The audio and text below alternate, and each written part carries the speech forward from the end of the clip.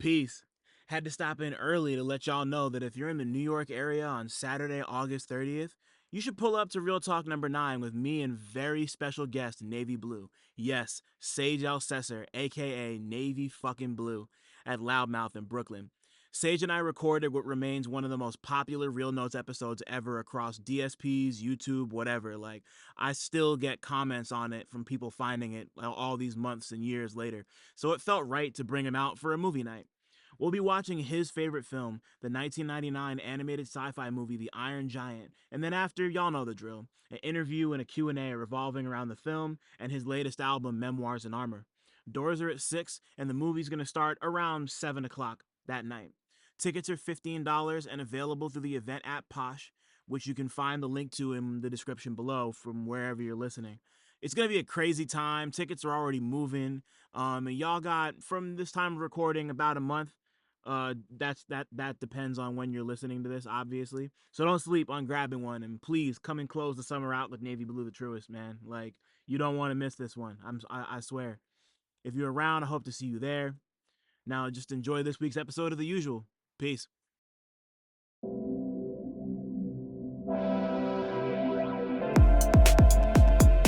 Peace. My name is Dylan CineMasai Green, and welcome to the Real Notes podcast. I speak with rappers, producers, journalists, and other hip-hop adjacent figures about their relationship with movies, and, if at all, film inspires their craft. My guests this week are Dan-O and Keith Rollins, the co-hosts of Freemusicempire's State of the Game podcast. We spoke about the Billy Joel documentary, Fantastic Four First Steps, Superman, Megalopolis, Terminator, Ikaru, how Dan-O built Freemusicempire into a blog, meeting Keith and developing State of the Game, their growth, being a part of the indie rap podcast community, their creative process, and their upcoming New York showcase happening at Young Ethel's in Brooklyn on Friday, August 15th. Come fuck with us. Not going live. Ooh, what's in there? Tell me what's in the alien. It's or pulpy orange juice and a mixture of crushed and non-crushed ice. Hell yeah! Oh, that sounds like amazing. Damn. Yeah. I got no juice on me. If I did have juice, it'd probably be like white grape or something. Yeah, the white grape is crazy. That's the vibe, man. I've been on that vibe since I was like 9 years old or some shit. Welch has made it, and I was like, let me get it. It's fair. Damn. Wow. I'm just gonna jump into it. What's cracking, everybody? Welcome back to Real Notes. Damn.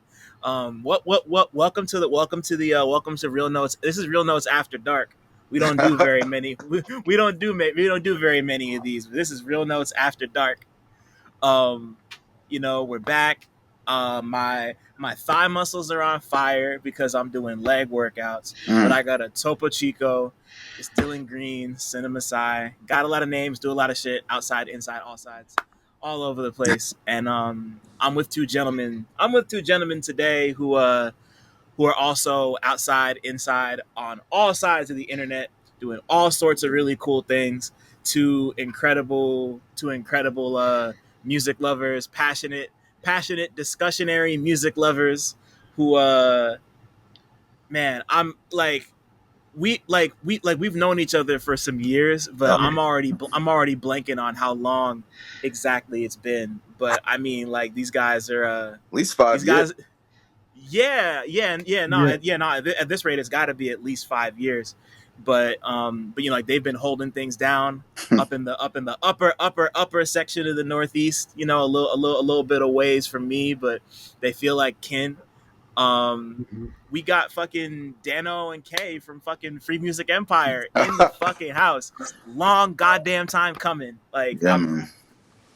I'm just like I'm like, I don't want to say it because it's your thing, but if you want to do your intro, Dan, do it. Say it. Live from the apocalypse. There it is, bro.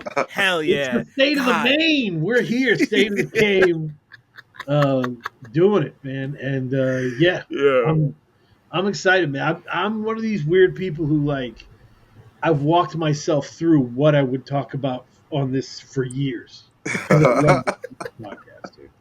And Probably yeah, got a list. Yeah. I need to I need to say this just because y'all have had me on your show at least Mhm. 5 or 6 times. I can't I lost count and I can't tell you how appreciative I am to be on there every time and talk to the both of you. Like your minds are your minds are really sharp and the Thank conversations you. are always great, and I'm just happy to finally be doing this right now and for it to be we're recording this a couple weeks before you guys' first big touchdown in New York. You know, the Mm. Crazy. Free Music Empire Showcase is happening August 15th at Yeah, Young dude. Ethel's in Brooklyn. Like, Crazy.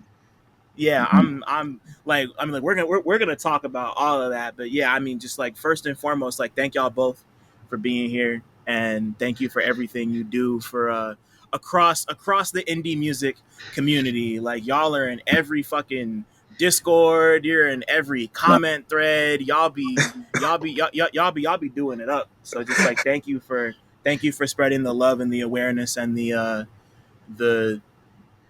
I don't know, just being yourselves all over the Mm. place.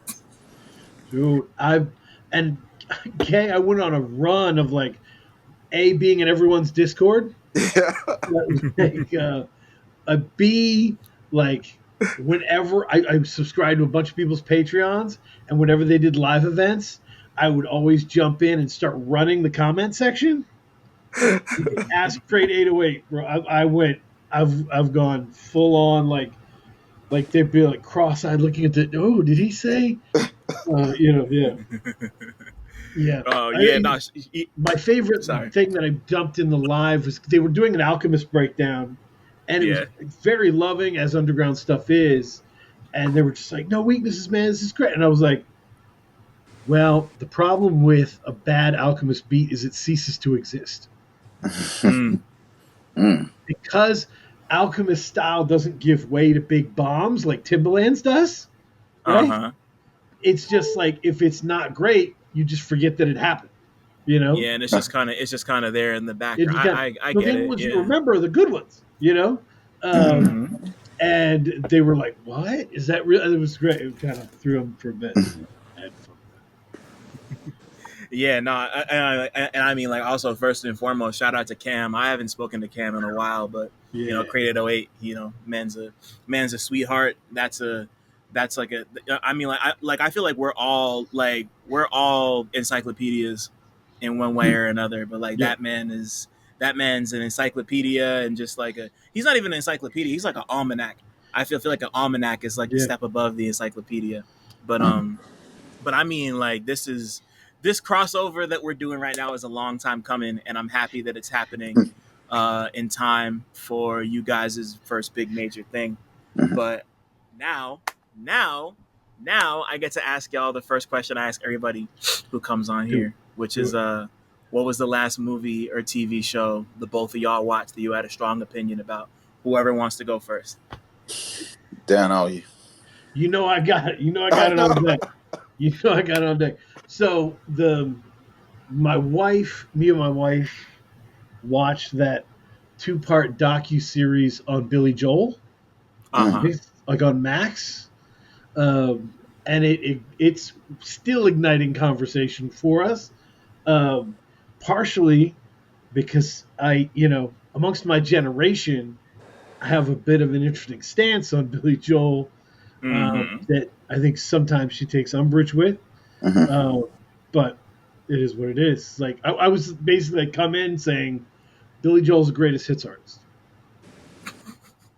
I mean, like at this rate, at this point, like they don't they don't be asking people to play 90, 100, 110, 120 shows at Madison Square Garden if they're not a greatest hits artist. I mean, what I mean by greatest hits artist is Billy Joel has a poop load of albums, and a lot of them have three crazy classics and a bunch Yeah, of, you know, agreed. the Agreed. first time I remember being like, oh shit, that's a real thing, was I started digging into Journey's discography, Uh-huh. and I was like, oh shit, like this is like three crazy hits per album and a bunch of bad ideas, you know. and you were like, damn, but you could live like that. Like there wasn't as much options, you know, Hmm. and people can't. They ran shit, you know, and so Billy Joel has two albums that are like front to back crazy, dope, and the rest of them are, you know, little of this, little of that, Yeah. and like I think the Rolling Stones are like, you Hmm. know what I mean? So how The many Stones albums are would you say Billy Joel has? I'm not He has familiar. a lot. He has a lot of a albums. shitload. Yeah. What did he? Yeah. And it because he was he just kept pumping them out Yeah, during the '80s and all that. You know, I mean, I like the. Oh, did you get it? Did you get it? I have it actually. Yeah. So he has three, six, nine. Oh wait, 1, 2, 3, 4, 5, 6, 7, 8, 9, 10, all of them joints. 13 albums. He's got Damn. 13 albums. He hasn't put out an album in almost 25 years. Oh yeah, Well, Well, he stepped his out of the last game. Yeah, his last album was in 2001. I didn't realize yeah. that. And it was a classical album. Like it's all in there, and like wow. it's funny because they talk about it like, oh man, like it's terrible the wasted talent. And like he could you know he still got it. And you're like, dude, he did the Johnny Carson thing. He was like, I stood atop this mountain for this long goodbye, and I Yeah. respect that shit, man. Like he toured hard. He toured Yeah. hard. I mean, And yeah. No, sorry, you go. no, I was thinking like, so if you have like, let's say 10, 11, 12 albums, and you said the last one was a classical album, 10 songs each, we'll just do a rough estimate, 10 songs each, that's 120. You just need at least 20 of those to be like good, solid sing-along songs. And you got Straight like up. a career. Yeah. Yep. And Yep. yeah, no, he does have the Essentials album because that was my first. It's so funny because like like being from Jersey, like Jersey and Long Island, like that's like Billy Joel country. Like everybody you're supposed to love Billy Joel if you're from these areas. But like, but like my first experience with him was it was like the Essentials Billy Joel. You know, Moving Out's on there. I'm blanking on all the others, but Right. I love Moving Out. Moving Out is like I Oh don't yeah. think it's not a perfect song, but it's a really really really Well, crazy song. it's a perfect young person song. If you're young and you're just like you're like, yeah, I'm moving out, like it captures that angry energy. Like we had a Yeah. lot of the songs where it came in like Only the Good Die Young, where you're like, I turned to my wife, was like, this is a car sing along song. This is some Yeah. real sing along shit that we did. But it was so we talked about the greatest hits thing, and then there were points where I was just like, so I don't know. I'm gonna quote Zilla Rocca, quote the great Zilla Rocca for a minute. Go for it. We talk about it. He said Giannis is absolutely one of the best basketball players in the world, Mhm. but he's the worst one of that list Mm. Oh. because he's the least skilled of the people on that list you make, right? Right. And my argument was Billy Joel is at the top tier. He's just the worst of the top tier. And she was, so there would be points where I'd be like, tell me the story about when David Bowie was defeated by bad mixing and mastering on multiple albums. Mm. Nope. It's just not a thing. So it was great back and forth because, yeah, we went back to some of the old ones and checked it out. So it was fun. It was a good deal. Well paced documentary with some Nas was in it a bunch. Wow. Interesting.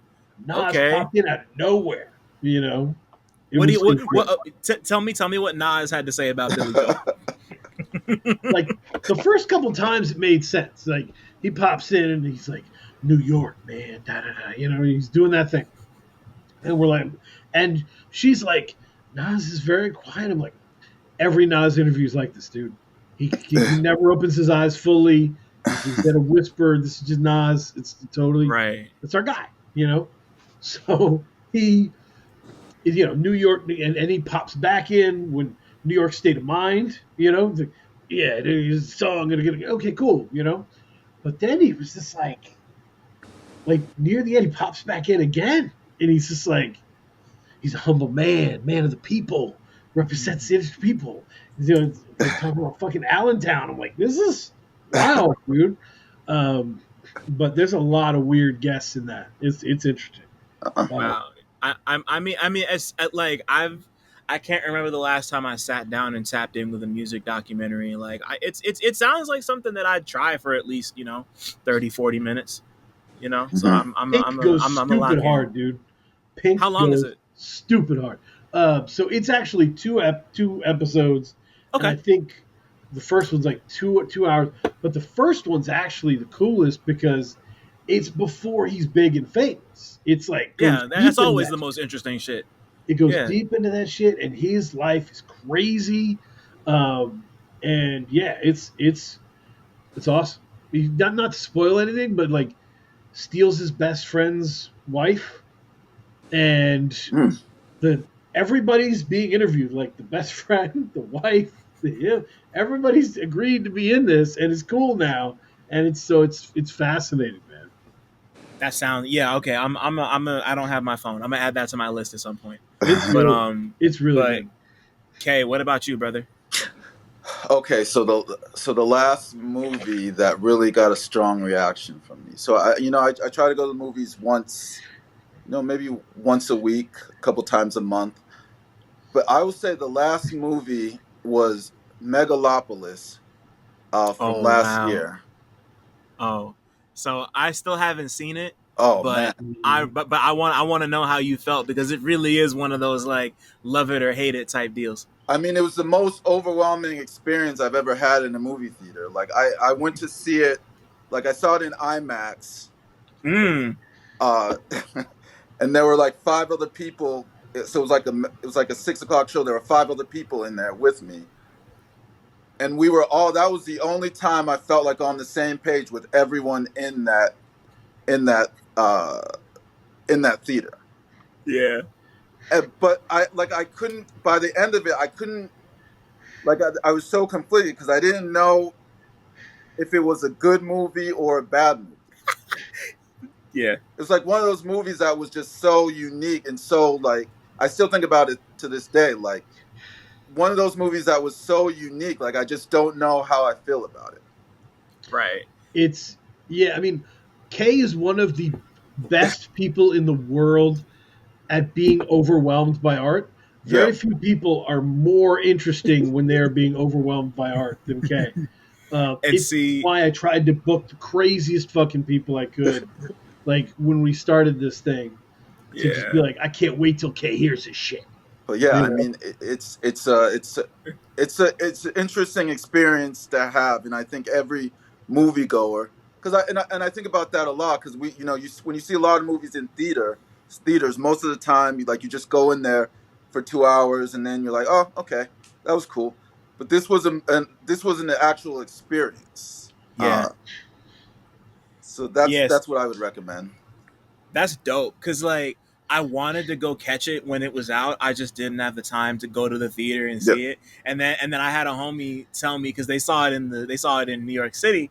And at some of the theaters, like there's a section in the movie where I think Adam Driver like asks, he's like doing like a speech or something, and like there's a bit where he like asks the audience for questions, and apparently in some theaters, like they would have fans like ask Yeah. questions. It was like a I'm like because like I really jive off of like it sounds like a type of movie I want to see, just to kind of let it overwhelm me Oh in yeah. that same way. And just like that's one of those, it's just not going to be the same watching that shit at home. I'm going to do it. It's been on my list forever. I just never got around to it. But like It's, it's and then just like Francis Ford Coppola's been trying to make it for like 25, 30 yeah. years, and he's sunk like millions of dollars into it of his own money. Like Yeah.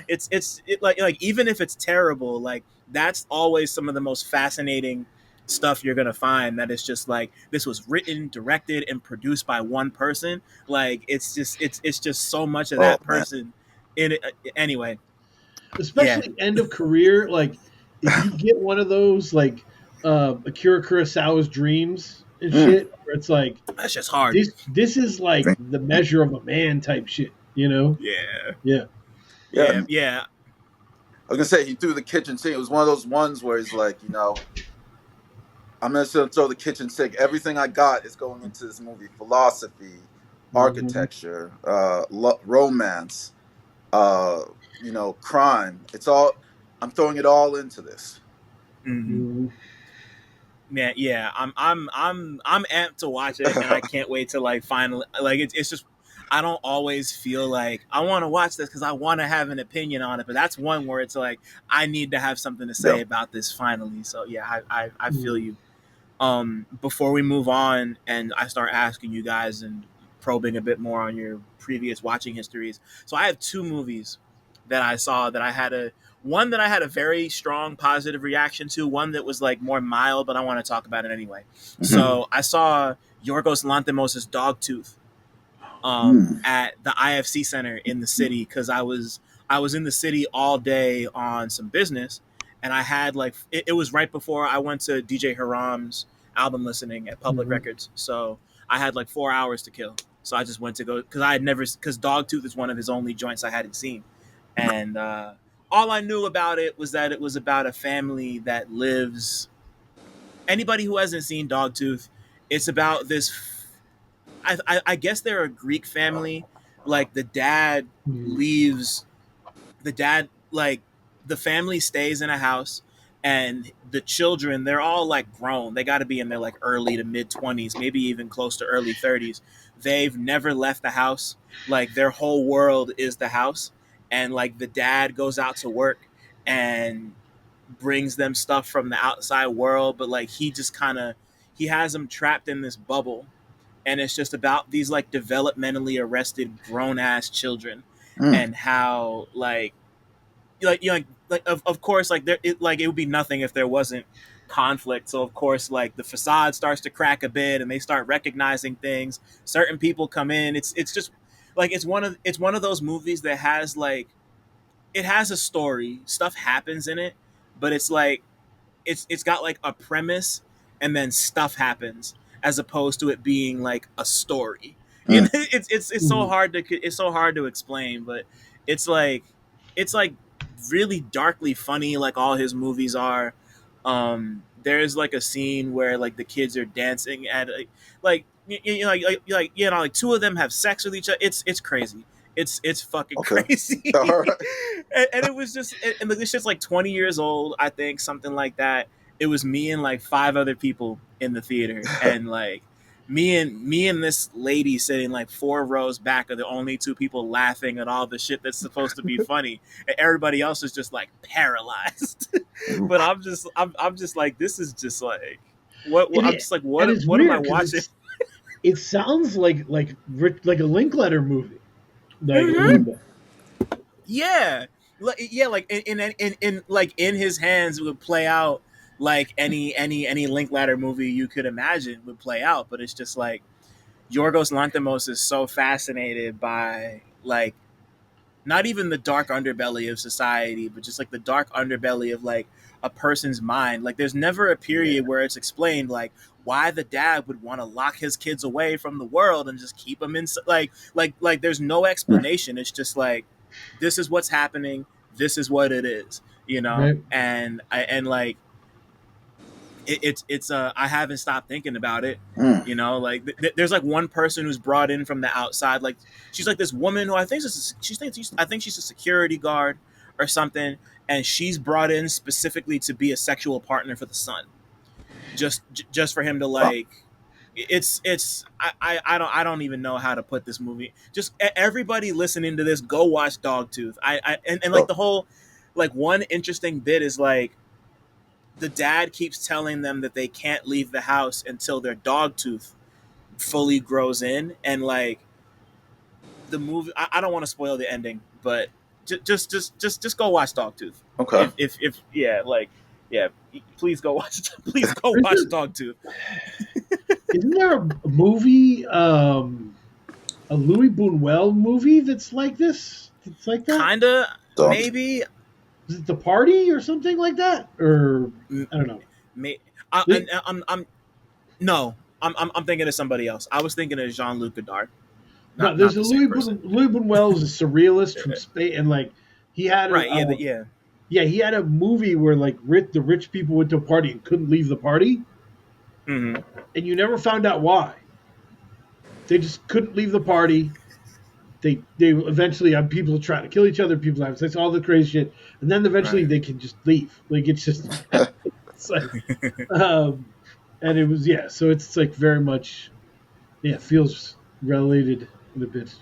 That's dope. Yeah, I mean, like, I love stuff like that where things like I appreciate it. So it depends. Like sometimes it's cool when things aren't explained and it's just like this is what's happening. Take it as it is.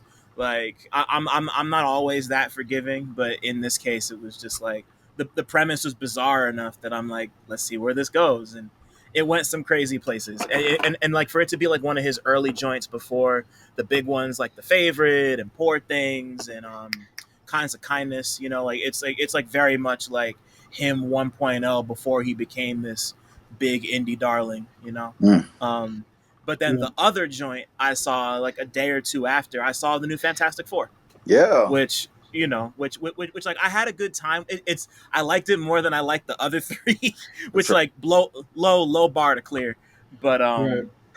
even though rest in peace to, I feel so terrible. I can't remember his name. The guy who played Doctor Doom in the first one, who was in Nip Tuck. Oh, Um, okay. Yeah, yeah. I know what you're Clive talking about. was it not Clive? No, I'm thinking No. that. Yeah, I know who you're talking about. Yeah. I'm so mad. Yeah. No, I gotta look it up. I think his name was Hulk Hogan. But I'm not. Yeah, his name was Hulk Hogan.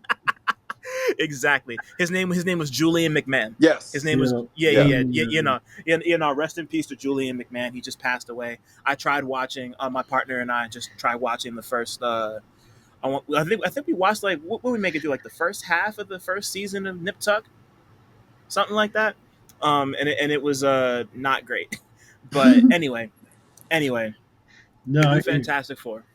I Oh, had the Boonwell movie was called The Exterminating Angel. Just to put a button on that. ooh, Yeah. oh, I've heard of the Exterminating Angel. I've never Mm. seen it, Yeah. Yeah. but that sounds cool as hell. Okay. Yeah. I'm super tapped in on that. But yeah, so like the new Fantastic Four, it was pretty fun. Well, I think like you could tell, like I appreciate them just diving into one of these movies and not needing to explain the right. origin. I Right. feel like most people know what happened with the Fantastic Four. Sure. Like the movie kind of starts and they're just like they've already, like, the Earth's been saved, everything's cool. They live in this like almost utopian retro futuristic society Hmm. that then the Silver Surfer and Galactus come in and wreck shit. They're about to Reed and Sue are about to have their kid, Franklin, who if y'all read the comics, you'll Mhm. know that Franklin is an incredibly powerful mutant Yep. who will do Sure. crazy cool shit later on. Like, so I appreciate that approach, but you could also tell that there was a lot of this movie left on the cutting room floor. There's a lot of like the characters have good chemistry, but Hmm. I almost wish that we got to like do more with like. There's not enough The Thing. It's really weird that he's not in the movie more and doesn't get like more big moments and get to be kind of like silly and fun the way you would expect The Thing to be silly and fun, Yeah. you know. Yeah. um I mean, I saw it on Saturday too, and I thought, like you said, I thought it was. I I thought it was a solid movie. I was happy that Marvel was actually trying to make Mhm. a good movie again, mhm. for once. So, but you're right. You could tell that there was a lot of stuff, uh, that they kind of cut because the character development wasn't quite there yet for me either. Yeah, like it because like I could tell, like, I really wanted a director's cut. I don't think we're gonna get a director's cut. I Mm. think I think the director specifically said they're not gonna put one out, which feels like a mistake in my opinion. But like the family dynamic was solidified enough that I just wish we got to see more moments of them just like chilling for no reason. Hmm. Right. And I did really enjoy the look and feel of Galactus. I thought he looked and felt great. I liked the reinvention of the Silver Surfer. I thought she was dope. The action was great, Hmm. but like it was. I feel like we're at that point where Marvel's put out enough meh kind of shitty product that this is like, it didn't feel like it was amazing, but it was very much like a good enough type of thing where Yeah, it's a like, step this above. is this is fine, like cool, whatever, like I can wait until I don't even know what's coming next. Like I used to be so up on like the whole like history of the MCU, and I, now like I don't know what's coming next. I think it's So the Spider-Man. The Spider-Man is coming next summer. The next Spider-Man. Okay, next one. okay, And then cool, there, cool, cool. so Spider-Man, and then the Avengers is in the winter. Right, and then yeah, right, Oh, and then it's Doomsday. Yep. Then it's Doomsday. Okay, cool, cool, cool. I yeah. mean, like like it was solid. I think it was solid. I had a good time. It was a good Hmm. movie theater experience. The IMAX is worth it. Somebody on Twitter shared the difference in aspect ratio and how like it shows way more of what's happening in the movie in IMAX versus regular. And yeah, I caught it in IMAX, and it was like that shit was worth it. Okay. Like just to kind of take it in, but not one that I'm gonna be like. It's no Guardians. It's no Guardians of the No. Galaxy, because all three of those movies are all three of those movies are great. That's like bulletproof trilogy to Right. me Mm. right there. Yeah. You I know. mean, I think with Marvel films, like people watch. For me, people go back to Marvel films not for necessarily the plot, but more Yeah. for the chemistry between the characters. So Right. if they really develop the chemistry, people will watch it once and then keep going back to see those interactions and those characters like work together and interact with each other. Yeah. So Easy. was Superman better than the Fantastic Four, or what do you guys think? To be honest, I feel like they were both at the same level. Okay, Like I they haven't were seen like they Superman. were like both right there. Okay, Yeah, because I caught Superman the week before, and I Yep, know, and yeah, Dan, I know you had a lot of I you had a went lot of crazy on that. feelings about Yeah, Superman. yeah, yep. But yeah, I mean, like, yeah, I mean, like, I once again, I enjoyed Superman more than I enjoyed the first one. I feel like it's interesting to me that I get why people are comparing them, because they kind of have the same feel, but like one thing that got me was people were talking about the retrofuturism aspect, and I felt like it was stronger in the Fantastic Four than it was in Superman. Superman felt much more modern to me. Mm. Yeah, Maybe it was just like the sensibility and the way it looked, but like if and then of course like the kind of rip from the headlines, genocide in the fucking middle of them. Like it's hard for that to not feel very current versus something that's like very much, this is the 1960s or the 1970s, yeah, and yeah, like like everything looks like Epcot thought 1985 was about to look like. but right, uh right. but like I enjoyed Superman. It wasn't my favorite thing.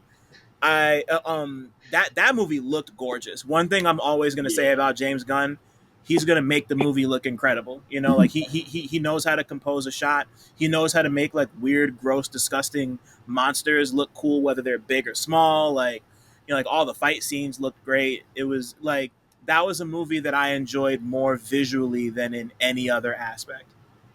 Like and I thought, yeah, one of the things that we found interesting, because like one of the things I love about James Gunn is he's really gross, yeah, he's and super he gross. values gross shit. He values swearing.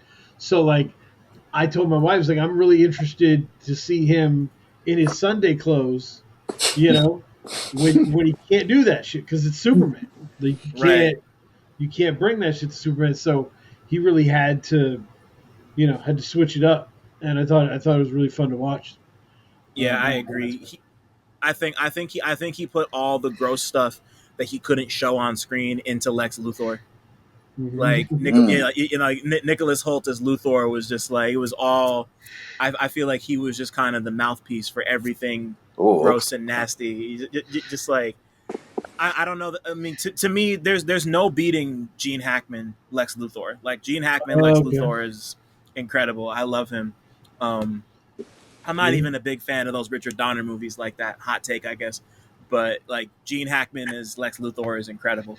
But yeah, because like me and my sister talked about this a ton, because like me and my sister talked about Superman for a long time, and the both of us appreciated like all the surface level cool colorful funness of it and like enjoyed it as like a visual experience, but just like everything else about it felt a little weak and kind of indistinct, and it didn't really stick to the ribs Mm. the way that I needed it to. You The, know? the interesting part about it is typically, like, think about the Christopher Nolan trilogy, right? Uh huh. The Batman. Yeah, Like yeah, the yeah, first movie is Batman's movie, yeah, right? He's yeah. training in the mountains and shit. Like it's getting to know him. The second movie is the Joker's movie, like, Mm-hmm. and it's like, oh shit, like the bad guys coming. That a lot of the superhero movies end up like that. The first movie is about Deadpool. The second movie, well, a lot of other stuff's going on. So True. whereas with this wasn't real. This didn't feel like his movie. It felt like his world. Oh, for sure. Yeah, And so great some point. people are like, "What? My Superman doesn't know what's going on. Why is he getting his ass kicked all the time?" You know. And I was like, "It's going to be different. I think that they're going to flip it, and the next movie, he's going to be on point, and it's going to be more his movie like that." Right. Yeah, no, and yeah, like I think there were other aspects they clearly wanted to introduce. Of course, like they bring in Green Lantern, Hawk Yeah. Girl's there, Mister Terrific, who like I. So I mean, like for people who may or may not know, he the guy Eddie Kathegi who played him in this movie, he was Darwin in X-Men First Class, and he gets killed really early on in the movie, even though he has a power that means he should technically never die, which is something that's always kind of stuck in my head for the last like 15 years. But like it was cool to see him get a position. It was cool to see him get the opportunity to play like a big superhero role again. And you know, like I think the way he played it was like super kind of like stiff and weird in a way that I couldn't tell if it was I couldn't tell if that was supposed to be his character or if Eddie Mm. Kathegi just wasn't doing a good job. It was really tough, you know, like because like he made me laugh and I was like entertained, and his little and like the scene that's basically just his version of Yandu with the spear, like Mm. while the classic rock or like the indie rock song plays or whatever, like like I had a good time watching him, but I would just hear him talk and be like, I can't tell if this is like my fault. Sorry to interrupt, but I just wanted to shout out the Real Notes Patreon one time. For as little as $5 a month, you get exclusive goodies like video of every interview, 2-day early access to every interview, an invite to the Real Notes Discord server, exclusive access to the Real Talk Movie Night archive, and early pre-sale links for all live events. If you want to give a little more, you get other exclusives like retro 60-second movie reviews and monthly 90-minute workshops with me, where we can discuss whatever creative questions or projects you might have going on. Head over to patreon.com/realnotes. That's REELNOTES to join right now. I repeat, all videos will only be available on the Patreon. Thanks for listening. Shout out to my patrons. Now let's get back to talking. It just didn't really sit right with me. I don't know. Like Mm. I don't know. But shout out to Eddie Kathegi. I think he's underappreciated, and people should. Yeah, man. I hope he gets more opportunities because he's dope. It was good. But It was good to check. I'm interested to watch it again and see how it holds up. You know. same. To be completely honest, like the more I've thought about it, and I told my sister this before, so they might check me on it, but I wasn't really feeling it at first, and now I am. So, or I mean, like in the sense of like I might go watch it again because I was like, I don't think I'm gonna watch it again. Anyway, I wanna go through you guys' early viewing history. So for the both of y'all, what's the first movie experience you can remember having? It could be at the theater, it could be at your cousin's house. The first thing that comes to mind for you, either of you. Oh wow. Okay. The first movie. The first movie I remember seeing in theaters, I saw with my parents, was Dumb and Dumber. Hey, Amazing. And they covered my eye. I remember like they covered my eyes for some scenes. But yeah, that's the first like movie going experience I remember. so do you remember what scenes they covered your eyes for? No, I just remember it was like one of those like half-ass cover your eyes, like Yeah, they just just kind of covered like just like maybe it was my dad like okay like we obviously we can't let him watch this, but I don't really care if he sees it or not. So it was just like they covered my eyes, but there was still like holes so I could see what was going on. It was just like a performatory cover of the eyes. Yeah. Dude, Yeah. parenting is so funny like that. It's so fucking funny. And it was even funnier before the internet. And like now there's like mommy blogs that'll break down here's the Yeah. problems in this movie for my fellow moms to check with the thing. And you can like game plan your way all through that shit. Yeah. Back in the day, dog. It was Yeah. different, man. And Everything was a dry run. Yeah. everything was a dry run. Even if you had seen it, you didn't remember all the problems. You know what I mean? Yeah. So somebody's cutting off somebody's arm, blood is spreading. You're like, oh shit, I didn't remember that. Right. I got a good one though, and I'm not sure if I've told you this, Kay. I hope I have. Please, I'm ready. I have a vivid memory of Arnold Schwarzenegger peeling his flesh off and putting it in the sink, and the robot arm, and checking his robot arm. The Terminator, seeing the Terminator yeah. in the theater with my father. And so I remember this, and I remember something about my father winning tickets off of a radio show, right? And then one day I looked up and think, when did this come out? And the Terminator was released in 1984. I was born in 1980. You were 4 years old when you saw Terminator? I was 4 years old crazy, in the theater watching the fucking skin peel off. And I'm like, is that real, Mom? Is that a thing? Wow. She's like, I don't know. That's OD. That's so crazy. Damn. Dude, he won 2 tickets off of a radio show and was like, my 4-year-old son, I got to get this. Yeah. Let's go. Yeah, he's like, you're gonna see this. You're gonna see this at one point or another. So fuck it. First off, first Terminator is my mom's favorite movie ever. Mm-hmm. She and I talk about it a lot. She loves the Terminator series. She's seen them all. Yeah, really strange, I know. But but the other thing, when I had Dose One on earlier this year, he told this crazy fucking story about how he and his dad, I think they saw, it was either the first one or the second one. I'm not going to tell the whole story verbatim because you should go listen to it if you haven't heard the episode. But like, all I'm going to say is it ended with the two of them on a motorcycle and his dad being shot. You know, it was a pretty intense story. Like Dose is, I love Dose. He's a very intense dude in good ways, like in all good ways.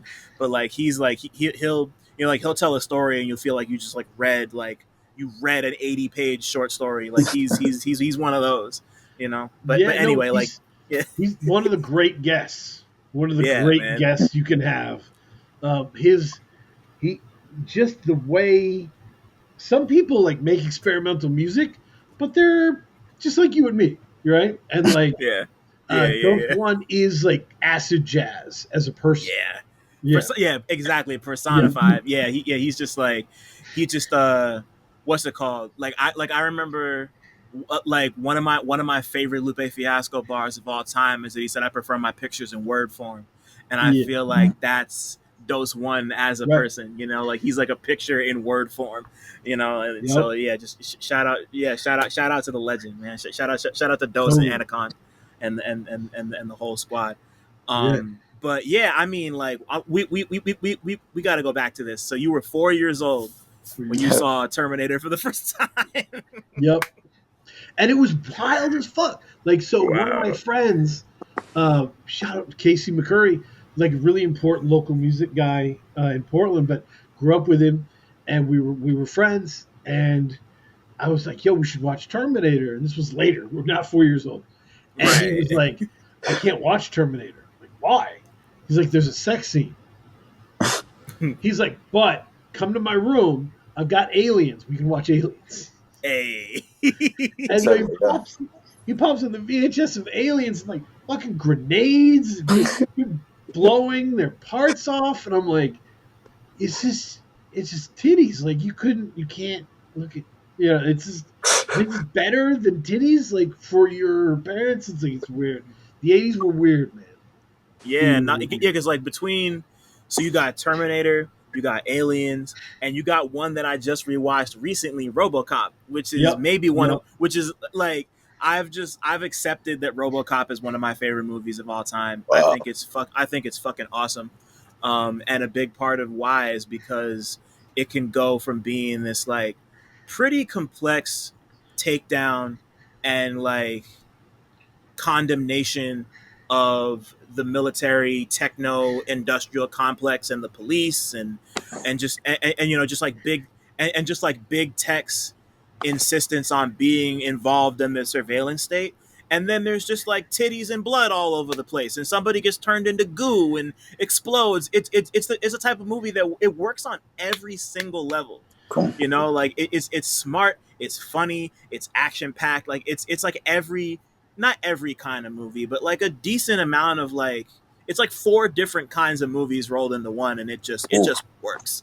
Like it's I don't know, like I watched There's it again and I there's was like, this several is narratives to unpack in RoboCop, right? yeah, We man. got first the it's the legend, the mythos of RoboCop, right? Yeah, It's one of the two '80s movies that they asked the director for the uncensored version right. for the DVD, and they were like, "It's just like a minute and a half. It's just we're shooting guts to pieces. There's not much. We got away with everything." And the other one is Scarface. There's like Yeah, the Scarface has everything in it that you wanted to have in it somehow, right? Mm. And RoboCop is like that. But the two more things I would say. First, the I'm really hung up on villains, right? I think there's a thought nowadays that if somebody gets jacked and makes a mean face, they're a good villain. yeah. And Easy. like, there's an unquantifiable intimidation factor where like I can't tell you why, but I'm not afraid of that person and I never will be. Mm-hmm. Right? Like, um, but the guy who plays Clarence Boddicker, that's a fucking villain.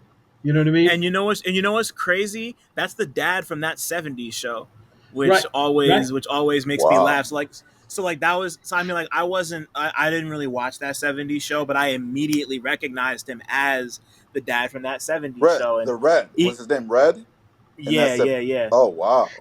right. So like, so I Okay. mean like I recognized him as the dad, but I was still like blown away by like, damn, he's like really, he's just really going in and he's kind of like intimidating and you buy it, you know, like regardless. And that's not, I mean, you know, it's not like he's doing it after the fact. This was like 20, this is 15, 20 years before that show even existed.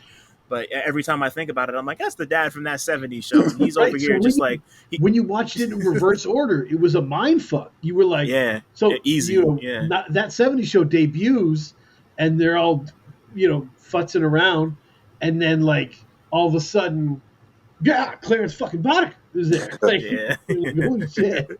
He's just like, kids, Um, get out the house. Like, yeah. yeah.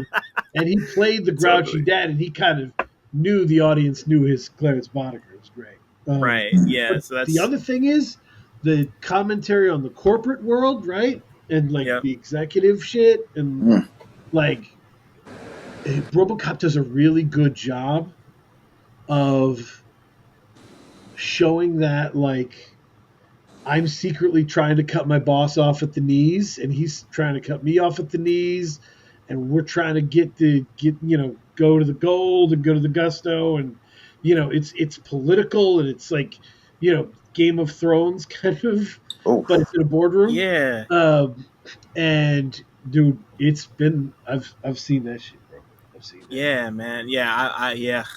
Like, yeah. I mean, like, last thing before we move on, just kind of looking at it, like, you know, like the company's already bought the cops. Like OCP owns the Yeah, Detroit Police Department. They're in the process of gutting the police department, or of gutting the city to turn it into this like new kind of factory town. Like it's already being gentrified. Like everything's happening, and like the movie's over. You know, like RoboCop kills the guys who turned him into RoboCop, and it's like a Pyrrhic victory in that way, where it's just like yeah, RoboCop's cool, and like the evil CEO man died, but like this is still a really fucked up world, and he's still kind of like a cog in the machine.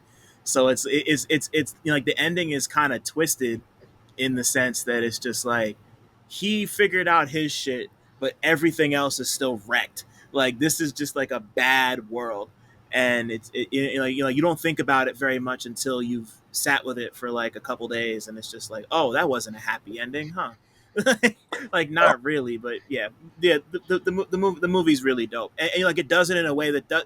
It's like very heavy handed, but also not heavy. It's Yeah, weird. You really got to be looking for it, but it's in agreed. there and it's dope. It's so RoboCop is dope. Fucking crazy. Um, but also one more thing I forgot. That's Brian Reynolds' favorite movie ever. Apparently, What? That's so that's that's cool. what that's what he told me that RoboCop is his favorite movie ever. That's So so cool. That makes that's fantastic. yeah, yeah, Wouldn't have it any other way. Yeah. right.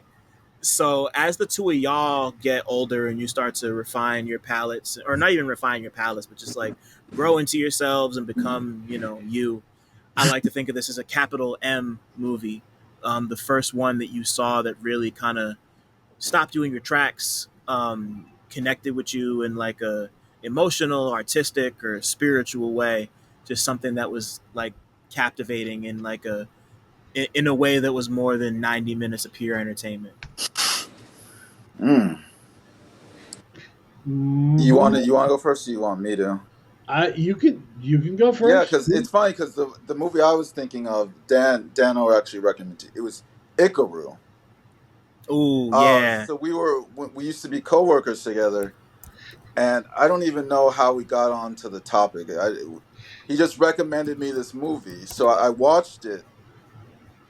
Uh, and there was just something about it. It was such like a beautiful message to the movie and it ended up becoming one of my favorite movies of all Man, time. Yeah, cool.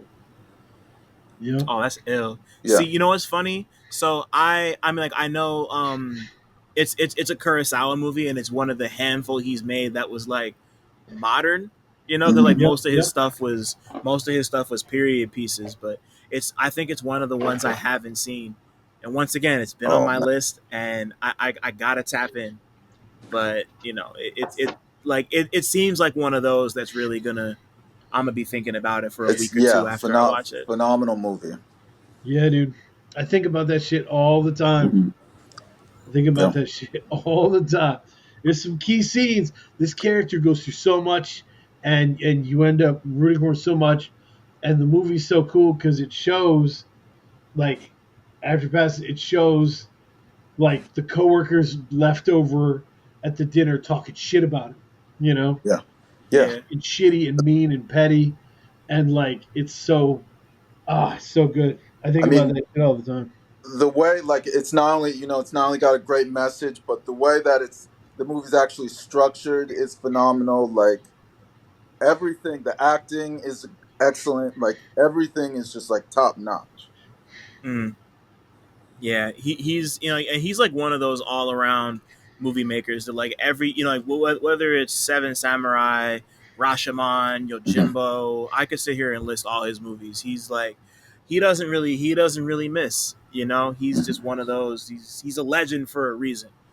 So, um, but that's on me for having not seen that one yet. So No, all good, all good, No, it's I'm excited to. all good. I'm excited to. I But can go Dan, with a really old movie too. okay. please, whatever you want. It's and this is kind of a personal story. Like I've been a writer my whole life.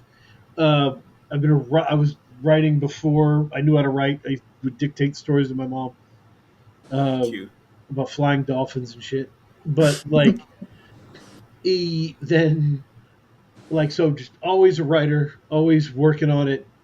Um, and yeah, uh, and then in the army, somebody told me something that fucked me up. People kept telling me this. They kept saying the real you is on the page. Mm, That's where you really express yourself. Mm.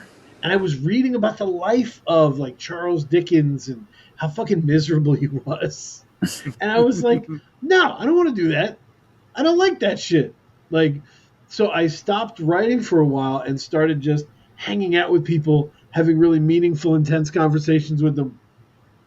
I wanted to express myself at fully as in conversations one on one, as well as I could on the page.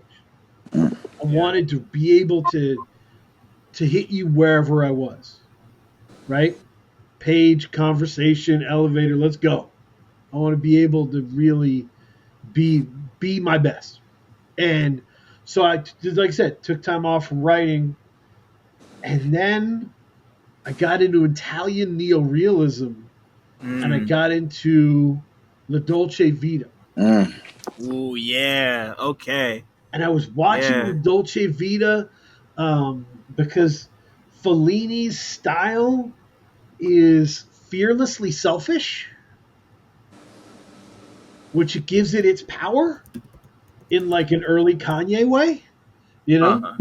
Yep.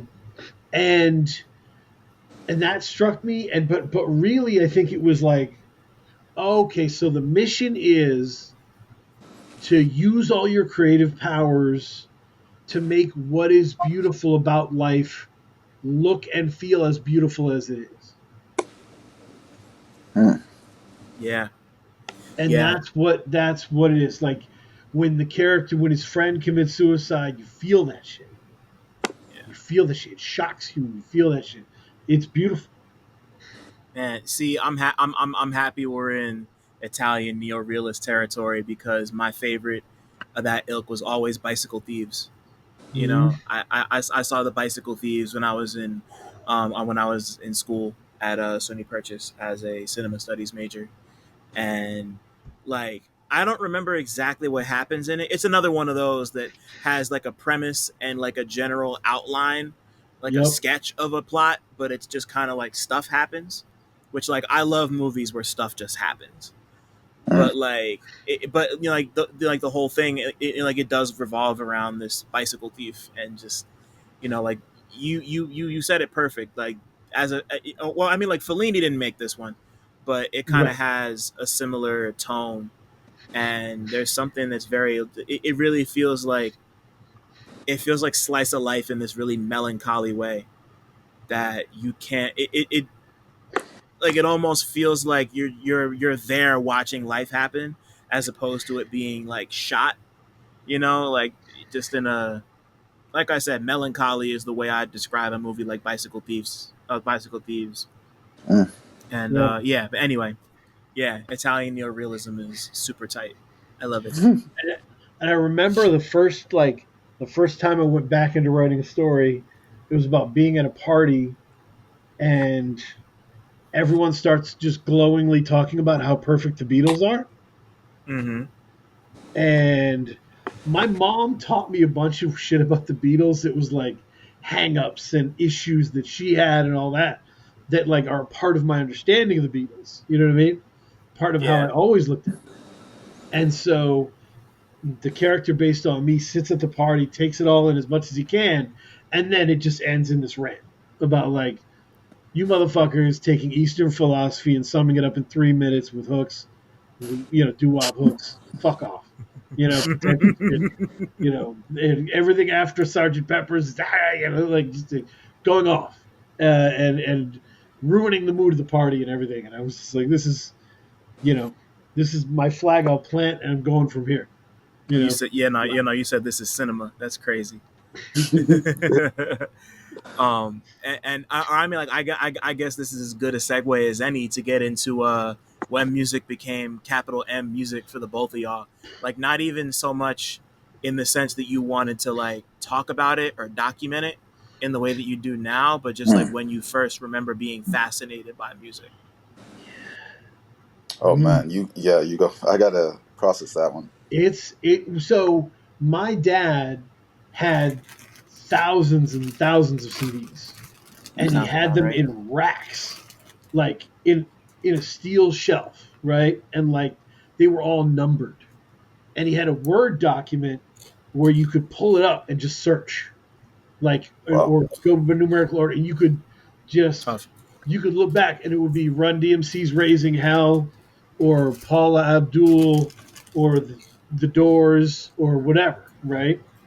Um, and so he was, he was always playing stuff, and he was really enamored by that run of white blues rock dudes who were doing the blues over again. Uh-huh. Um, and so he loved Backdoor Man by the Doors, and he was like, "What?" I was like, "Yeah, I love when he says I eat more chicken than any man can." Okay, that's cool. Uh, I love the Doors. It's a good tune. But then he played the original. Then he Yeah. played Howlin' Wolf's Backdoor Man, Mm.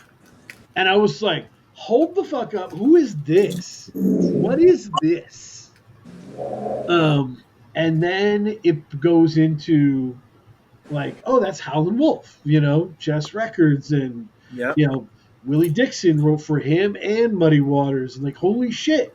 And so I started getting into Chess Records, and you know, fast forward, like, um, I'm coming down the aisle, so my wife's coming down the aisle. We're Right. married, and the DJ's also a classically trained jazz singer. Shout out to Lady Zen. And she starts singing Sunday Kind of Love, killing that shit. That's my Mm. favorite song of all time. And I was weeping. Like, so this, from that Backdoor Man, like, Howlin' Wolf, Listen, Spark, to learning about Chess Records, helps me learn about the flow of black music, High C Records, and Funkadelic, and I can now walk through to hip hop. I don't have to walk into hip hop as a stranger. Right. You know, like when Yeah. I went to the army, I never got yelled at for my music being loud because my sergeants and drill sergeants, they were all black dudes, and I was playing, Smokey Robinson and the Miracles. I was playing Al Green, and Yeah. they never got yelled at, but so I was able to that moment kind of sparked everything. When wow, crazy. I don't think I don't think I've ever asked you this question. When did you serve? Oh, it was end of high school Because you '99. brought it up a bunch. Yeah, Sorry. yeah, yeah, Sorry. yeah. End of high school 1999 to 2002. Yeah. Got you. What what what was your rank? Oh man. So I was yeah, I was I was a PV2, which is just like the worst, and it's supposed to be a 6 month rank, but I was PV2 for like 2 years. Oh I got a wow. PV2 hat. I wore it everywhere, like recreationally, like a PV2. Um, yeah, but finally, I got through. I got promoted, and I ended up getting all the way to specialist, which is where you're supposed to be at the end of Okay. the first term. So I was fine. But I was not. It was followed me throughout my career. Right. The authorities fucking hated me and didn't know what to do with me, but my people loved me. Mm-hmm. When I got promoted, the people were like, yeah, like, and the Yeah. fucking bosses Yeah. were like, just fucking guy, like, and that's just how my life is. Right. Started calling myself the people's champ, like just fucking Hey. whatever. Yeah. You Um, know you're here and you're thriving, bro. That's all that matters. Amen. You yeah. know. Kay, what about you? Oh man, I think the first album I bought was Usher My Way, Uh but I think huh. my parents got that once again. I think I was like 11 or 12 when my parents got that for me.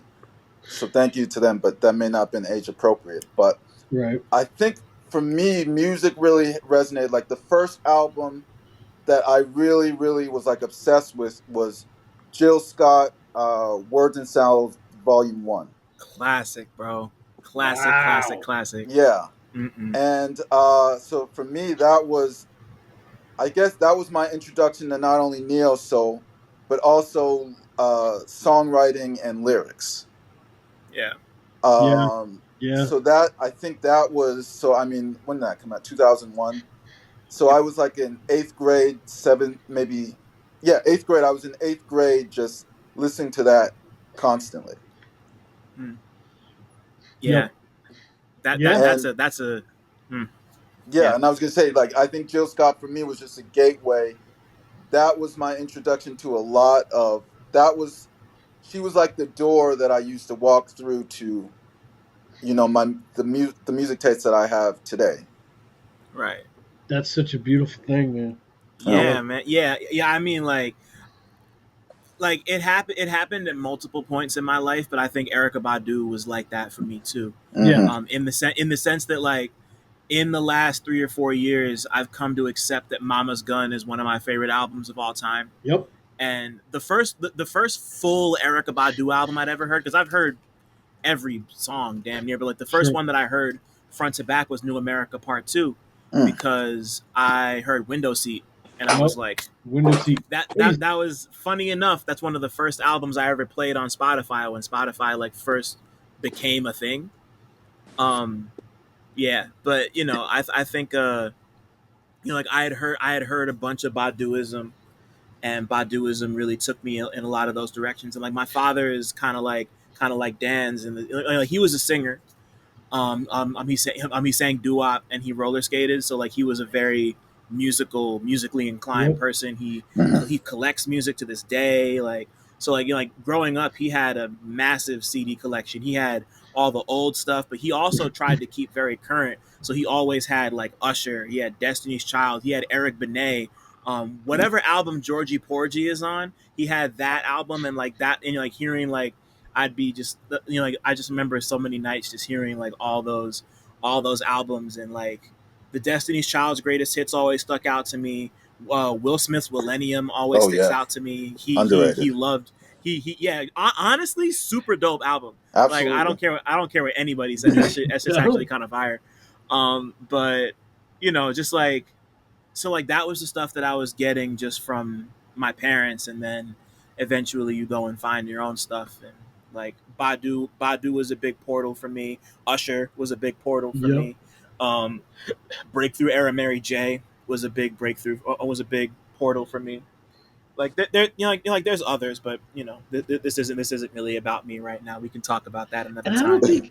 I don't know if those people get the credit that they deserve. Like like okay, No. if I were to walk into a room, or just walk up to the mic on 815 at Young Ethel's, right, and Hmm. pull the mic up to me and say, Jill Scott's more talented than Common, would that be controversial?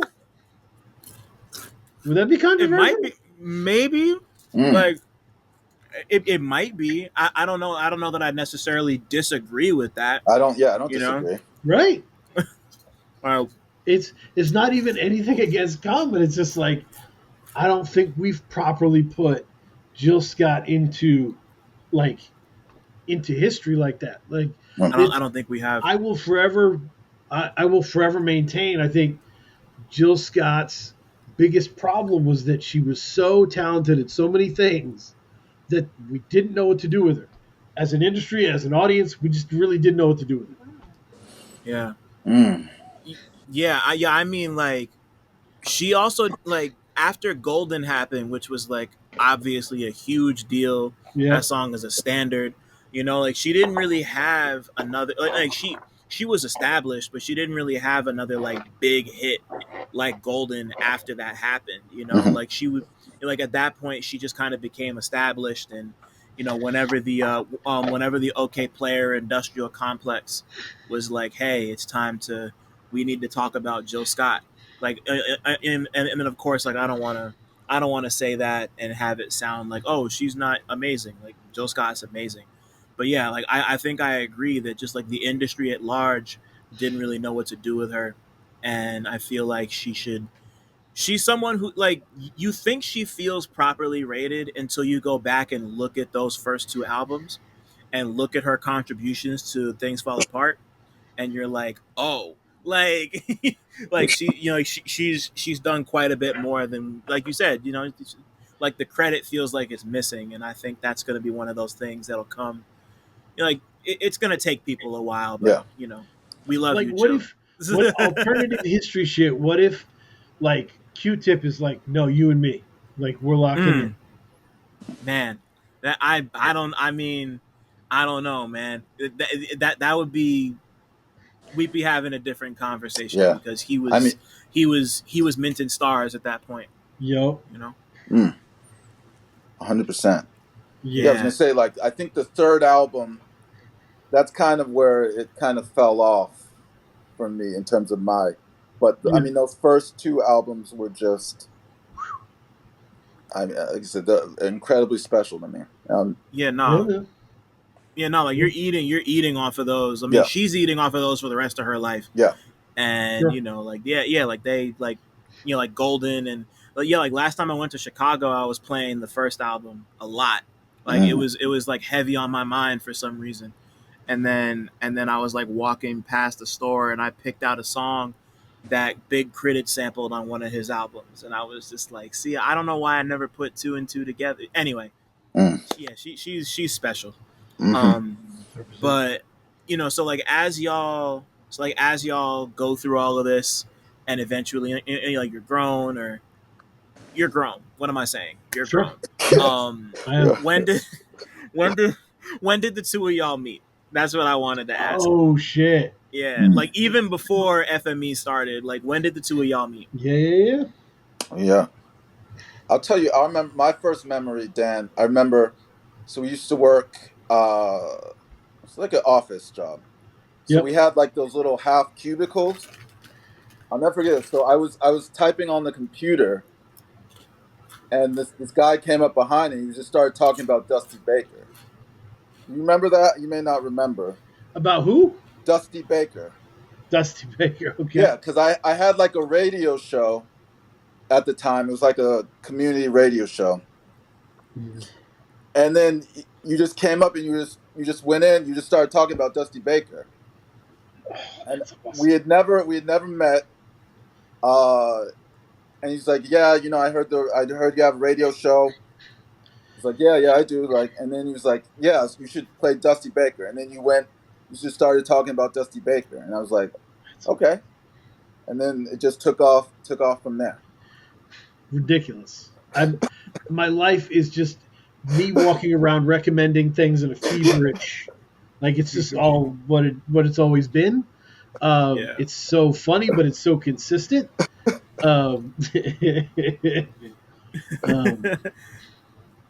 Yeah. So were y'all so I mean, like, Kay, you just mentioned that you were doing radio show stuff. Yeah. Did y'all both have experiences working in radio / broadcasting / like did the both of y'all come to this with that experience? I mean, clearly you did. No, But I mean, for me it was like community radio. So like, yeah. There's a local college around here that has like a radio station. Yeah. So one day I was like, you know what? I'd love to be on the radio. So they gave me literally from 3 to 6 a.m. on like a Thursday. Word. So they allowed me to go onto the radio and just play whatever I want for 3 hours in like the middle of the morning. And so I did that. I did that for about a year. So that, I mean, it was a cool experience, I guess, but it didn't. I know, maybe like, when you look at things in retrospect, I think a lot of the skills that I used on that radio show, I did bring to the podcast for sure. Yeah. That's awesome. Yeah, I had a philosophy podcast before that went for 2 years that was really fucking crazy. I remember like running into a conference room. We were recording an episode in a conference room at my work, and it was about damn and everything that damn meant. And heavy. I had a whiteboard, and it was like the Judaism aspect, and there was all these lines everywhere. But so the issue was we didn't have good equipment. This was like before Zoom. This was not. We didn't know what we were doing. Right. And I was doing 10 pages of research for each episode. Like I was overdoing it. I was really overdoing it. and I was like really feverish and full of shit to say. And sometimes I'd go off, and we'd have great, and we didn't get it. None of it was recorded. Oh, And I'd damn. be like, all right, No. man. And after a while, I was just like, I can't do this, dog. I was still writing my blogs for Free Music Empire. Uh-huh. I had a child. I was finishing up college. I was like, I can't. So we called it good on that. And I still don't refer to it as a podcast because of that trauma. I I refer get to it it. as a music discussion show. Word. But I get that. yeah, it was Kay and I. Like we have um, a very adorable origin story, right? Just like so. What was really interesting to me about Kay was he was in Maine. You're not going to be in an office that is very diverse, right? Like you're going to Wow. be surrounded by or lots of and you're going to be in different situations. And I never saw him switch. I went with him to hip hop shows, and I never saw him switch. He was always who he was, Mm. and Yeah. that takes a really impressive level of self worth. Mm. I've been around people, and I understand why switching happens. You know what I mean? I get it. Yeah. That you have to adapt to your environment. But just being like, no, this is me, and it's going to be okay for you and me. I always loved that, and his composure was unparalleled. Like there were Wow, people that thanks. everybody fucking didn't like, but they liked Kay. You know, Yeah. um, yeah, the composure was there, and so we started taking breaks talking about music, Yeah. and I loved throwing weird shit at him and asking how he thought about it. Um, and he just asked really good questions, like Yeah. really good follow up Dan, I questions. remember Dan. He gave me Dirty Sprite 2 on like a zip drive. Yeah. I was deep in mixtapes and all that. I was deep, so Everything all right? I was throwing everything. Okay, cool. No, I got you. But yeah, no, you were saying about Dirty Sprite too?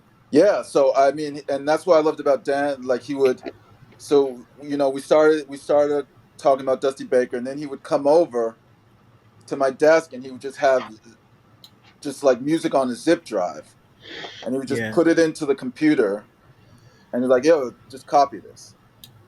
So he gave me Dirty Sprite too. He gave me Portishead was another one.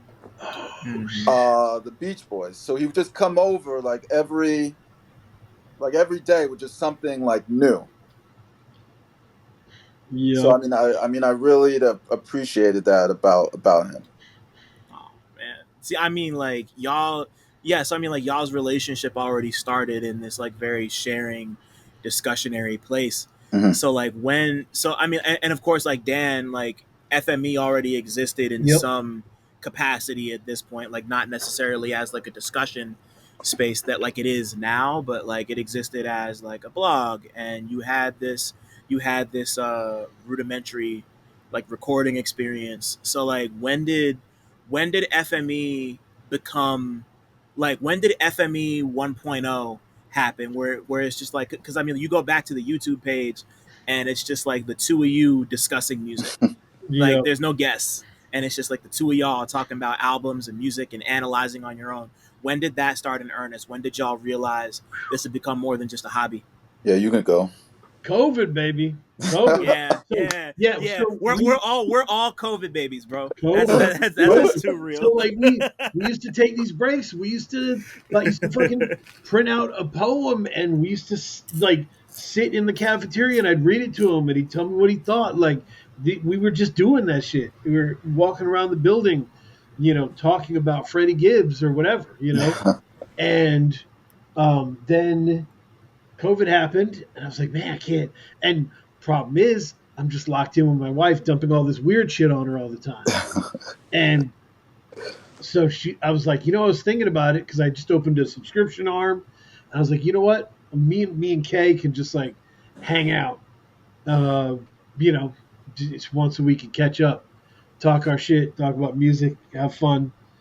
And that was really what it was. And she was like, my wife was like, perfect, because you won't be talking at me the whole time, right? You'll have somebody else. So I was like, Right. okay, cool. And yeah, we just did it every week, and it got wild. It got wild. People were into it. Yeah. Yeah, yeah, nah. Like I mean, like y'all, like once again, it started out with just the two of you, just like discussing stuff that was on your mind, and then eventually you'd bring in another panelist or two, and then eventually you start bringing in guests, and then it turns into interviews, and you know, like I was turned on not very long after y'all started Mhm. doing your thing because that's when Dan you first reached out to me about coming on to talk with y'all Sure. and like but you know like by the time that happened y'all were already interviewing people but it was like we were like I feel like operating we were all operating in the same ecosystem like Mhm. we listened to and talked to a lot of the same artists and that's part of the reason why it's been such a pleasure to see y'all's operation grow and expand like this year in particular like y'all got brother Ali and Yaya Bay this year like that's like I was very happy and proud to see y'all really like shoot for the stars and like pull some pull, pull somebody at that level like when but I mean like even before we get to that like contemporary stuff when did y'all realize that you wanted to take FME from just the two of y'all to start bringing more perspectives into it? K is really the god with that shit. Because me, from my perspective, I started doing this in 2010, Yeah. and I remember there was somebody in the office who used to be a cop in Philly, and Mm. whenever we'd walk by each other, and he'd be like, "Nobody gives a shit about your little blog," and I would just be like, "Understood. Like that is correct. Like it's I." I'm putting it out there, I'm sharing and tagging people, but I Yeah. just want there to be a place for non-racist reviews on the internet. Word up. That's what I want. So I had accepted the anonymity and been like, okay, fine by me. And so that's 2010 that starts. 2020 is our first episode, right? Um, when we start hitting with guests and things start getting important, my mind is basically like, all right, I got 6 months to a year as the shiny new toy, Mm. and then after that, people are gonna get annoyed or bored or move on to the next shiny toy. I'll be back in anonymity, writing my reviews. Everything will be fine. I get yeah. I get what you mean because I mean like Real Notes also started because of the pandemic and like I had a I I had a pretty stacked career as a journalist before that and I was just like I had been looking for a way to combine these two things I love and like I was fortunate enough to just have a community of artists and other people who were just like interested in supporting whatever I had going on but in my head I'm thinking the same thing of like damn like are people really going to want to hear me talk about this bullshit for for any period of time like are people going to like tune out after 10 episodes like is this gonna go anywhere like I'm like a writer I don't really listen to podcasts like that so I'm just like damn like am I really about to do this and I spent 6 months putting this project together like I talked to my partner my family friends I put together like a I spent 6 months like building it out I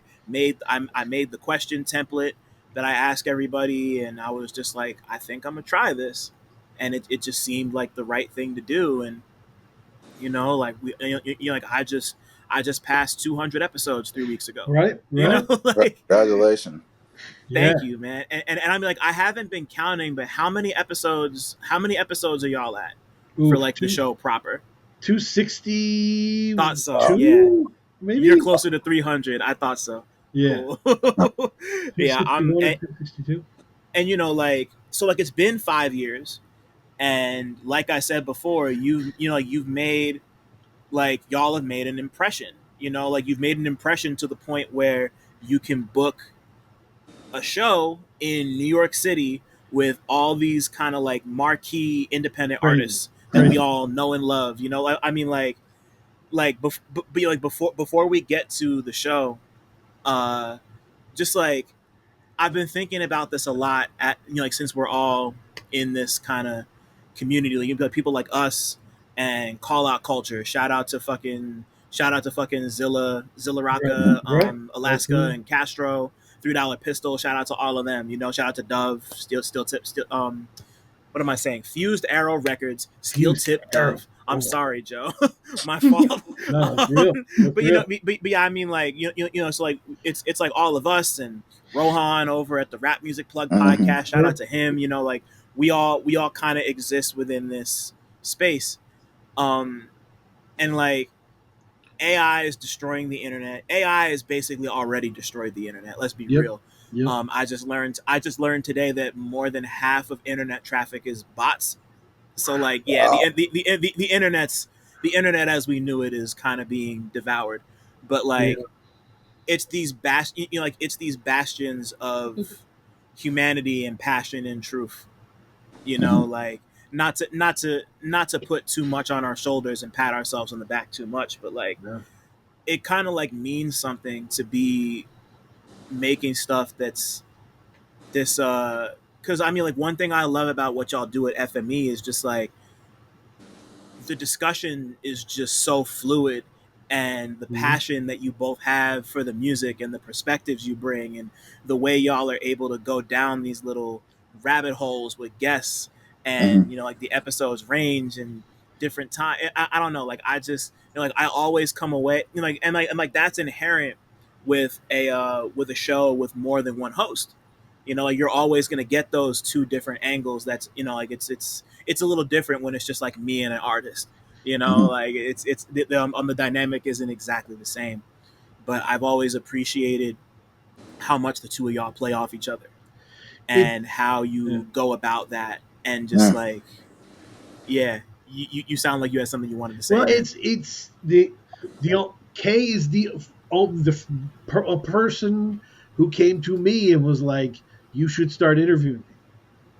I did. Yeah. No Hell one had ever yeah. said that shit before. No one had ever told me that shit before, and my first reaction was a very Jewish grandmother response of just like, "I don't want to bother people." Yeah. I get it. You know, Get it. people have a show, and I come up with a mic and ask, "I don't want to do that. I don't want to do that." Yeah. And then but he was like, "No, your perspective is different. The way you see these things is different. You should do this. It would be valuable." You know, Yeah. um, and so yeah, I an enormous debt, and every time somebody comes to me, like, and people come to people leave great comments, people tweet about how great K is, but people also hit me in DMs, people hit me on Discord, Yeah, man. and it's always the battery in my back of like, you were Right. doing good work, you like, Mm-hmm. um but you make choices when you do this shit, man. You make Mm-hmm. Yeah. choices when you start this thing. First thing, because I was digesting a lot of podcasts when I started this, Right.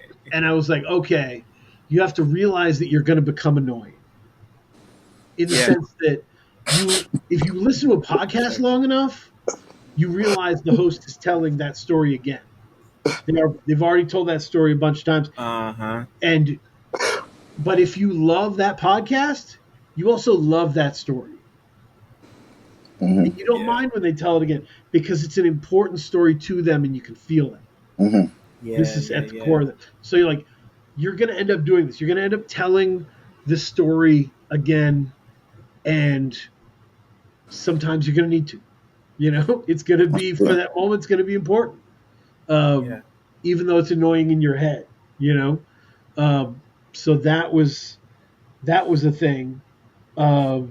And I made a choice very early on to be free with how much I love my wife, how much I love my son, how they interact with this kind of stuff as I'm Yeah. listening to the music. Hmm.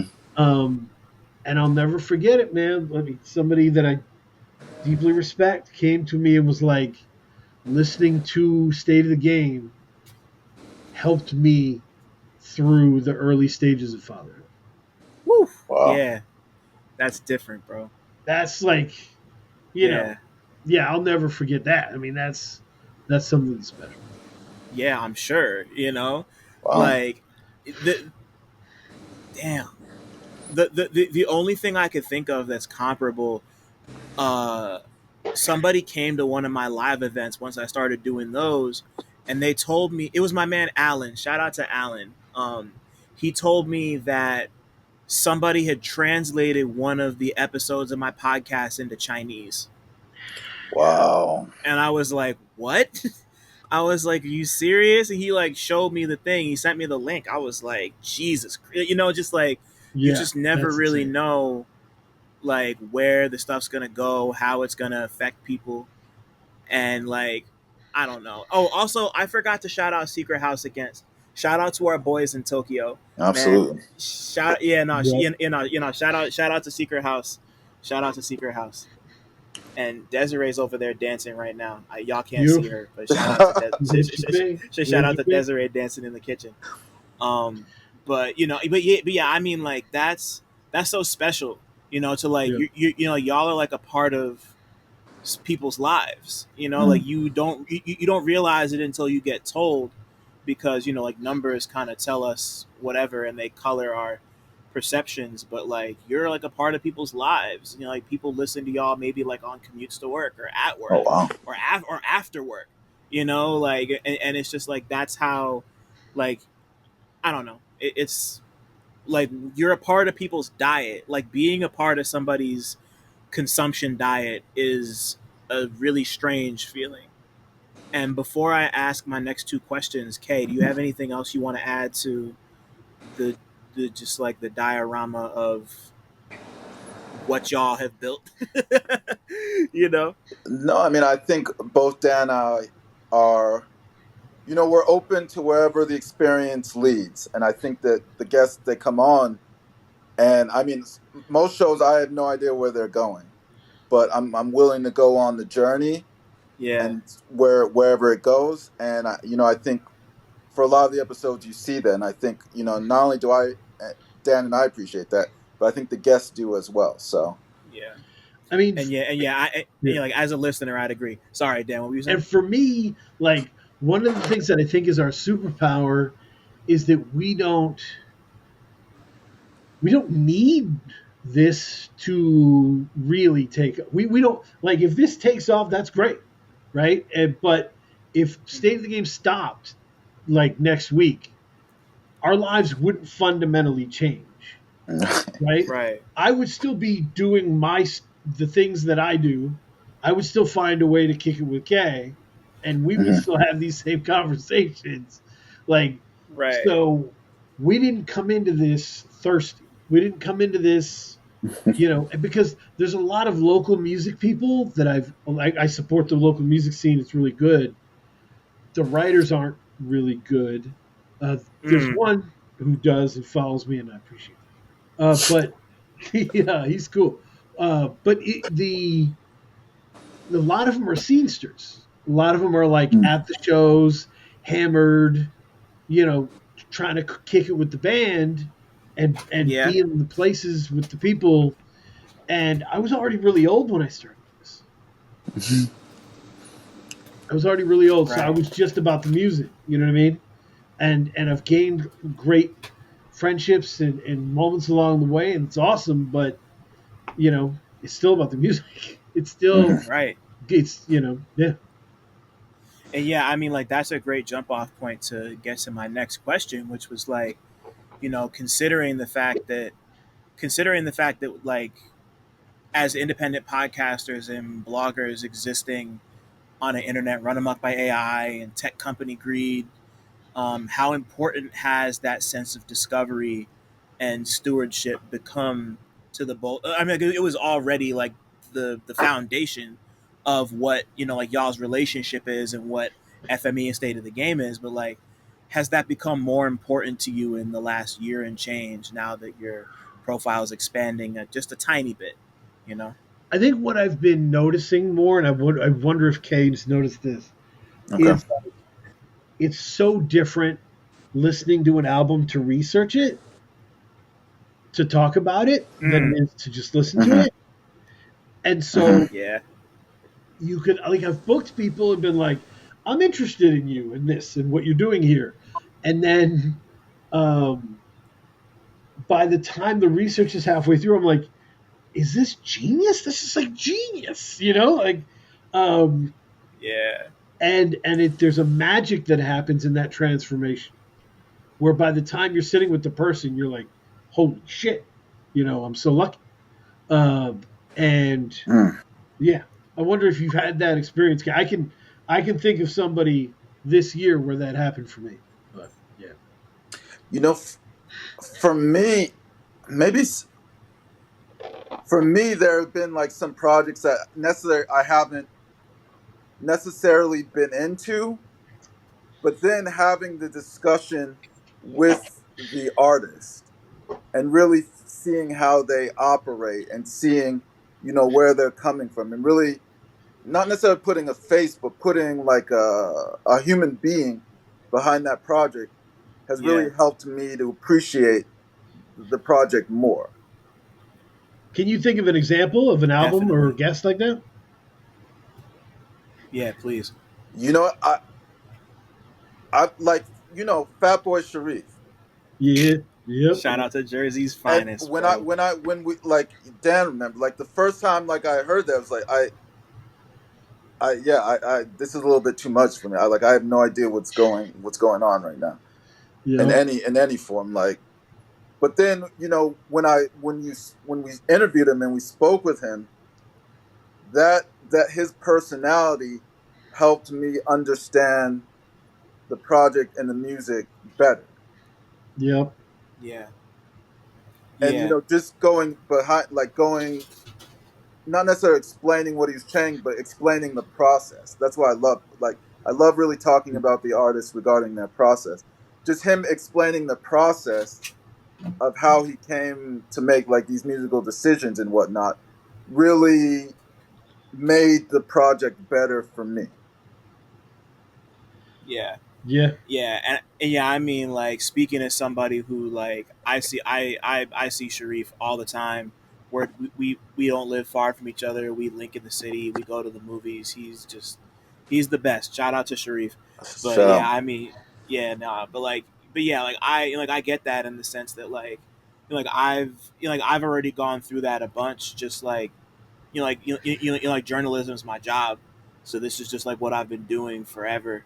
Hmm. But like, it really is a difference between really just like sitting with music that you enjoy and just enjoying it versus like researching and like putting together questions or like making something, because like Hmm. I can think of two perfect examples. So I was transcribing an interview for a friend of mine, and they were talking about Pretty Ricky, who I grew up loving. Pretty Ricky, Blue Stars is such an incredible album. I love it to this day. And after I heard them talk about it while I'm typing out their words, I go back and I re-listen to some Blue Stars, and I'm just like, damn, like it took me back to that time, and like I wasn't listening to it for any other reason other than like I fuck with this music. I love Call Me. I love Grind on Me. I love My Body Your Body. Like all these songs. But then earlier today, like this afternoon, I'm writing a bio for an artist who I won't say who it is because like I got to interview them, and people will I'll let everyone know soon enough. But like this is an artist that I have a lot of. I'll tell y'all off camera hmm later. hmm But it's it's an artist I respect a ton, and he's about to put out a really cool project in the fall, and I'm like listening to the album and kind of like I listened to it for the first time like at 4 o'clock this afternoon, and I'm just like taking it in and like letting it hit me. But usually, if I review an album, I'll just put it on while I'm doing something else and take it in just purely as a listener, and then go through and get kind of analytical Mm. with the rest of it and make my questions or do whatever I'm doing. But this one, I started reading the lyrics immediately. So like I'm kind of like in this halfway point between appreciating as a listener, but also starting to make my questions to do this interview to write this bio. So like it was like a weird combination of like this is an artist that I don't know him very well, but like well enough that it's Right. like this is like they chose me to do this for a reason. But it's like it really like I was just thinking about that dichotomy while I was putting my questions together, and I was thinking like what's this album gonna be like to me once I listen to it without having to write like to make questions to write a bio. Right. Like it's like there's three different phases of listening to an album. It's like the first one is when you're putting the shit together. The second one is when you go back and make your touch ups, and then the third one is when it goes out into the world and everybody gets to hear it, and then it's just like you're listening to it for the first time all over again, seeing reactions, seeing people like, oh, I like this, I hate this, here's Yep. my favorite song, this shit was trash. That it's just like getting to live that experience out makes it a lot of fun for me. And then like the conversations are one thing, and then you get to see everybody else react to the conversation and then react to the music. It's like those are the times when social media and this kind of infrastructure we all exist in feel like the most special. Yeah. And I never want that to die. It hasn't yet, like No, definitely. we've been here for a little minute, so For me, like, and for the album that's kind of that escalated magically within that process for me this year was Pale Black Negative by Reese Langston. Shout out to Reese. It was Reese D. like the more I listened to it, the more I was like, this is fucking brilliant. Like this is amazing. Yeah, And then the story behind it is so incredible. Of just like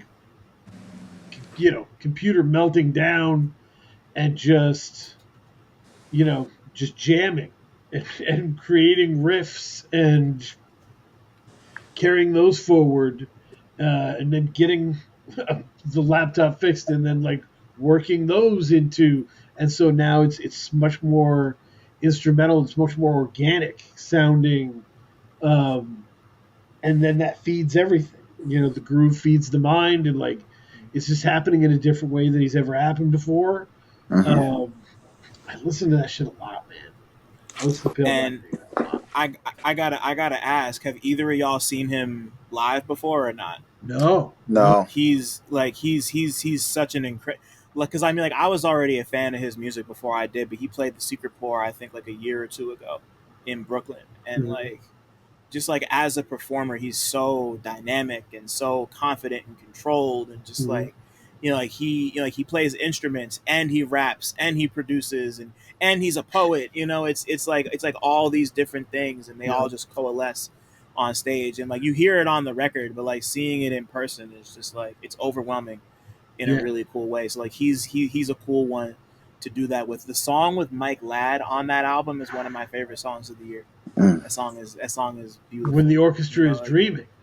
Yeah, that video I love that is song. perfect. That video is so dope. Yeah, man, it's so there's people where you get to talk to that and you're like, man, this person's so incredible, and maybe someday they'll be acknowledged for that. Like they'll go on and maybe you'll be a part of the story. That's cool.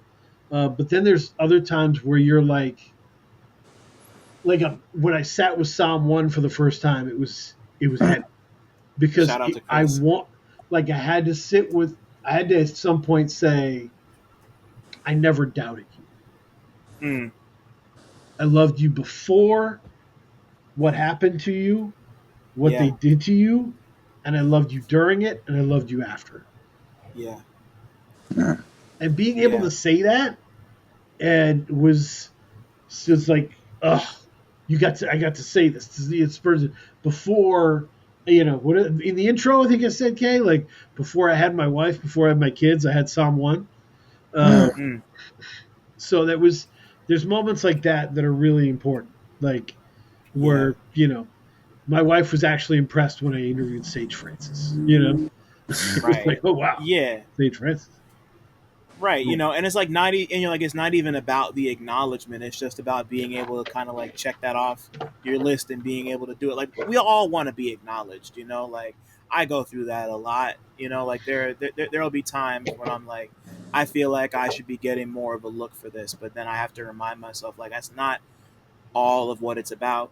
And there's plenty of people who are already like I'm just grateful that anybody gives a shit about anything I have to do. But like that moment with Psalm 1, like I didn't say that in as many words, but through the conversation we had revolving around her book, I was able to kind of articulate some of those same Yeah. sentiments, like it's like really important to be able to let people know that you recognize what they've been through and that you were there in some way. And you don't necessarily need to have it shouted from the rooftops that like so and so was here to do, like it's cool if it happens, but like that's part of what being a steward is. Sometimes you're not a part of the story, and that's okay. Like you Yeah. have to be okay with that sometimes like there's like there's other times where you're really a pretty significant or integral part of the story, and then you don't get mentioned, and then it's like, but that's a whole other conversation.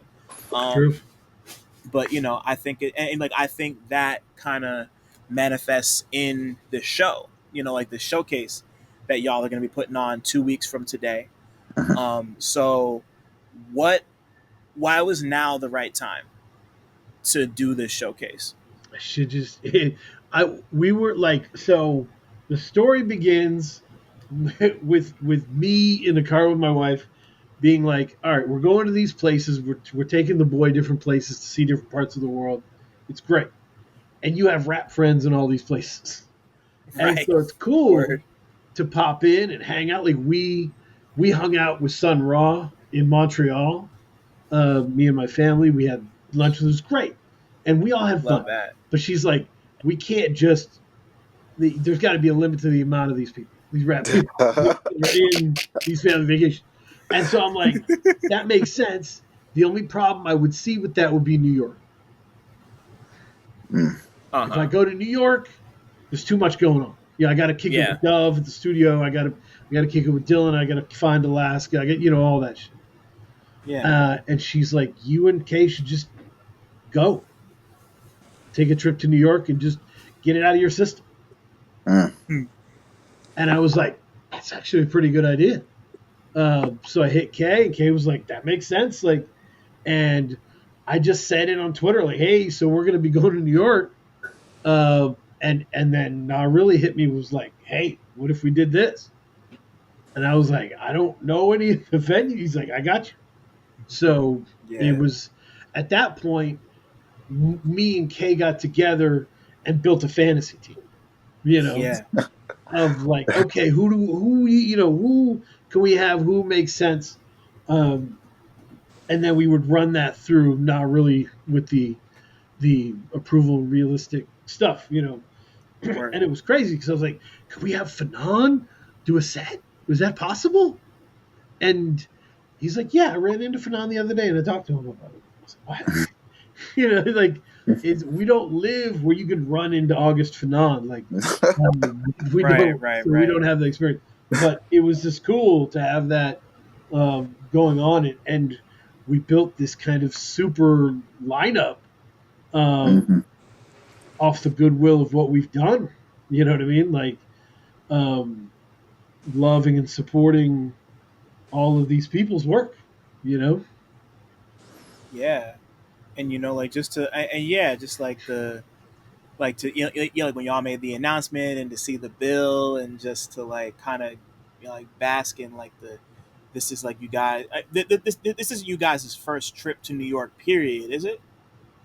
Together, yeah, Yeah. Okay, together, yeah. cool. Yeah. So but like to have this, like to have it be happening like the week of the Khan memorials that's supposed to be happening from the 12th to the 16th, and like to kind of have it once again, like these are all people who are some form of ascendant, like Nina and Swarvy just opened for K Tempest in Paris, and sketches on Backwoods, even though, like Yep. sketching the Tomorrow Kings have been doing their thing for Sure. at least a decade, like Fanon's been doing his thing forever, and Shamar, like they're ascendant. right now. And of course, like shout out to Mike. Not really, like I love, like that's that's the bro. We've been like he he lives in Jersey City and he's driven me home to Jersey a couple times. He's a real stand up. I don't know how he finds time and the energy to like run. Like y'all haven't seen him run a show. I've seen him run shows at Secret Pour. I've seen him run shows at Wonderville. Like all these kind of like hole in the wall venues in Mhm. Brooklyn. He's like a full blown like he's like a road manager, a stage manager, a performer, and a sound guy all rolled into one. Like Amazing. you're you're you're you're gonna see. You're gonna see. So And like it's like it has to be said that everyone that's on that poster is not just a fabulous artist who makes fabulous music. They left indelible, unforgettable moments on State of the Game in the right. history of that shit. Every single one of them. Yeah. Um, you know, Nina talking about the struggles and like how you can be a whack dude and still be really popular, but Yeah. it's harder as even just as as talented as she is. So her being honest about those struggles, Sketch 185 giving us the history, Mm-hmm. everything, Chicago battle rapping and fucking Yeah, man. unbelievable. Um, yeah, Shamar breaking down the science of emergency. Like Kay is the one who Yeah. was like, we gotta have Shamar. Like, That was a great um, episode too. Yeah. and Fanon, we actually got Fanon on our Macami breakdown, I think, um, to talk That about one's those years with Hami, and it was wow, this is fucking incredible. So yeah, yeah, Yeah, man. Yeah, like, and I mean, like, I get that, like, that's part of the reason why I do real talk the way I do. Like, if people haven't noticed, a big part of like the people I have for those live events are mostly people that I either have rapport with already or have already been on the podcast. The only one who wasn't was Nyante, and I just reached out to I know his manager, mhm, Navin, really, really, really good friend of mine. So like I just reached out and like I love Tay's music. I think he's incredible. And like I was like, I love Demon Muppy. Does he want to come watch a movie and talk about it? And Navin was like, well, I'll ask and see. And he was like, okay, let's do it. So I just decided to inch out there, and I'm about to do my ninth one of those. Like for people who Wow. haven't heard, with Navy Blue on August 30th at Loudmouth in Brooklyn. oh man, Beautiful. We're watching the Iron Giant. It's gonna be crazy. I I Whew. can't love wait. the Iron Giant. Great movie.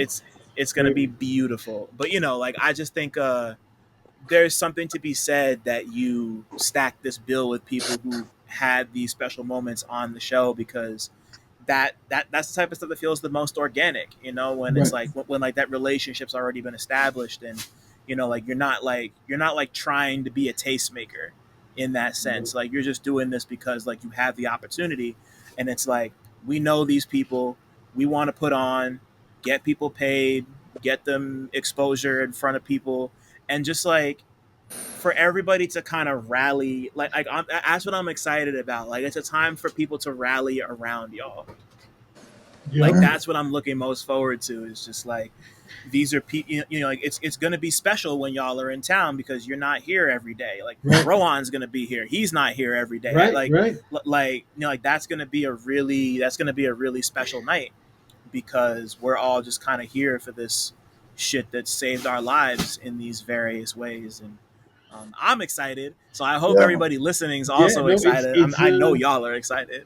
it's Like, it's weird, and I think the way I think maybe one of the things I've learned is like if you figure out a way to make every episode special to you, you'll never feel like you failed right? with an episode. Mm. Like Yeah, there's episodes real. we have where they're not our most listened to, but I learned so fucking much, Mhm. and I quote all the time. Yeah, Um, and they helped. It's like bookending a relationship that started a long time ago musically, because you get to sit with them and hear their perspective. So it's yeah. yeah. I mean, you can't beat it. No, So yeah, it's the culmination of all that, and like I consider the people you listed, right? You talk about Secret House Against, RMPP, um, you know, Create 808, Call Out Culture. I think of it as a weird little union. Yeah. You know, like there are times when I see a major guest hit you or any of those people, and I go, "Whew, I'm glad someone's going to do that right." Yeah. Yeah, no, like I always see it with everybody else, and I'm just like a win for them is like I'm just happy, Yep. like it's just like damn, like that's just another bump in the tide that's gonna push people even higher, just like we're all like it's just yeah, this really feels like an ascendant moment for all of us, like for y'all with the show, and like Rohan's about to put his 200th out in a couple weeks. Wow. Like Call Out Culture has been going steady. Secret House Against has been going steady, and it's just like it just seems like there's more of a wellspring of attention around this type of stuff because people are searching for it. Like I think it really does have to do with this kind of pushback against the algorithmic AI driven bullshit that's happening in the media space. Like, like people want that type of human connection and that type of Hmm. like on a recommendation and like an artist relationship sense. That can be parasocial, but doesn't have to be parasocial. It's once again whole Right. other conversation. But I just think I wanted to recognize and acknowledge that there's something special about that. Yeah. So, Sincerity you is know, powerful. 100%. truly, man. And yeah, like that's I want to talk about that too because it's come up a bunch in different conversations and I was watching an interview about it. Just like the notion that like like sincerity and Yeah. earnestness and like for lack of a better word, trying and like putting in effort and like being excited about shit. Because like I feel like I don't want to speak for anybody else, but just like the idea of we all talk about shit being cringe. There are certain things that are cringe. Like a lot of people look at sincerity and earnestness as like like a lot of people can be very like apathetic about moving through life and just like not being excited about shit. Mm. I'm not trying to not be excited about shit. Like I don't, Yeah. like I don't care. I don't care if that shit's corny. I don't care if it's cringe. I'm just like excited to take all this in, talk to people, experience each other. Like I don't know. It just it feels cool. Like I'm Yeah. just I'm just out here doing the thing, and y'all are out here doing the thing, and there's no shame in your game, and Mm. I think it's great. I don't It's have anything it's else to say. like there's just we run into all kinds of people, and different Maine is full of weird little towns and crazy places, and different levels of engagement. So some people, like I've run into conversation with people like, but how do I talk to this trans person or this person with this other identifier? What am I going to do? And I look them in the face and I say, if the person knows you love them, if the person knows you care really about their success, they'll Yeah, help you get to where you need to go in terms of Hmm. what to say, what to call them. They'll help you patiently through that because right. they know your heart. Right. Problem is And your yeah, like heart's not there. yeah, and then just like talk to people like they're people. Right. Like you don't, like we're all just people at the end of the day. Like as long Amen. as people, that's just just just talk to people like they're people and meet them where they're at. Like be willing, Yeah. be like once again, like y'all, like y'all are willing to meet people where they're at. I like to think I'm willing to meet people where they're Right. at, 100%. and Yeah. like I think that's what separates a good podcaster, blogger, journalist, whatever you want to call it, from the great ones. Like the great ones are willing to approach something and really like interact with it and Absolutely. not just keep it in like a glass jar, like actually kind of Yeah, dig there's a through it. curiosity there. Right, Yep. exactly, And exactly. shout out to you had a guest. I don't know if it was Fly Anakin or somebody who said they bumped into you and the first time they saw you, they knew you were important. They were like, it's for support, and like, that's a real. I was like, that's a great way to sum that up. Like, there's something you just know there's something important about the person you're talking to, not based on the credits, not based on like what's happening, based on like the fucking Barry Gordy Last Dragon Glow. You know what I'm saying? Like, Yeah. and that's just what it is. They bring that, and the room changes. And everybody's Right. tuned in. So, and you have that. So, Absolutely. I always appreciate that. Thank y'all, man. It's just like that magnetism is something that I hope never dies. I hope my curiosity never dies. I don't think it will, but like I think like as long as we can all keep that, we'll be even if we're not doing this specifically, like that just makes for a richer life. I don't know, to me. And to formally wrap this up, brother men, if your lives were movies, what would they be about? It could be either it doesn't have to be separate. You could be together if you want, or you could each give me separate answers. Oh shit. It's always difficult when there's Yeah. two people on, but it's like I Yeah. always like to let people answer that question however they see fit. So Oh man. Yeah. You know, wow. For me, I think maybe like a young black Forrest Gump. Ooh, I Some love this. That's obviously awesome. like just someone who's like just I wanted to say like mixed with Big Lebowski, but not quite that extreme. But just someone who's just willing to go with the flow yeah, and see where it takes them, and be all right with whatever will happen and make the best of it. I love that answer, and you know Yeah. why I love that answer? Because you got your white Lieutenant Dan right there. That's Wow, I it. didn't. That's it, Wow, man. That's awesome. That's awesome. No, it's I wasn't even thinking that. You're right. That's that's fair. Yeah, that's hilarious. fair. Yeah. The mine would be about I'm trying to think of like a tagline thing, like where it's about being born stupid and dying stupid of the humiliation of being stupid and being reborn something new and something better. I'm learning disabled.